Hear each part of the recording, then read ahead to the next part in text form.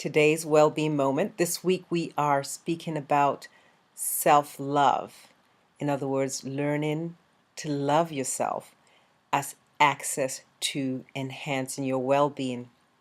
Today I'm going to go into the topic of the chatter, the internal chatter that goes on inside our minds. Take a moment and think briefly about that chatter. What is it that voice says to you? Does it say things that empower you? Or does it look for ways to put you down? In coaching, we refer to that as the saboteur.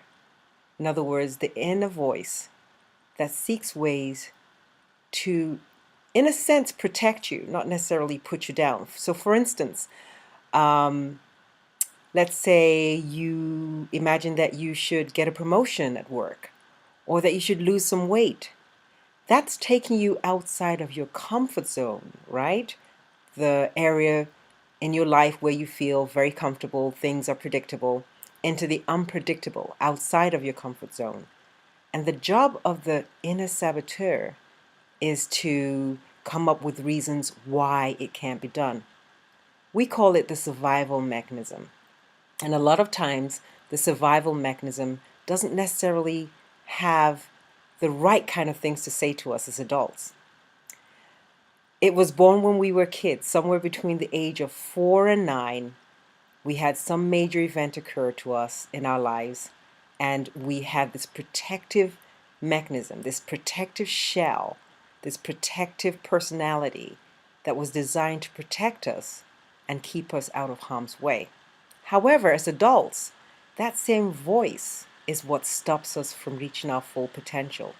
It's also the same voice that is in the way of us truly accepting ourselves. And so today we're going to take on an exercise that I learned or I read in a recent book I was reading by Jack Canfield. It's entitled The Success Principles, and I'll attach a link or the name of the book so you can go ahead and read it. And it's the mirror exercise. And Jack Canfield, as you know, is one of the world-renowned coaches and leaders in personal development. And he takes on the mirror exercise at the end of the day. And how this goes is this. At the end of the day, stand in front of a mirror, maybe your bathroom mirror, and just review the day, all the positive things that happened during the day, the way you showed up, the things that you did. Review all the positive things, looking at yourself directly in the mirror. Do this for about a minute or two, and then always end each session by saying, "I love you," and stand staring at your image for a few more seconds before you end the session. So this is the mirror exercise, and I'd like us to take this on. This again is a segue into my upcoming 21-day challenge called Falling in Love with Me. But I'd like you to take this on this week just to see how it feels. And I'd love to hear your feedback about taking on the mirror exercise at the end of the day and remembering to say at the end of it, "I love you." It's a great way to enhance your self-love. Until tomorrow, here's to your health and well-being. Once again, I'd love to hear your comments.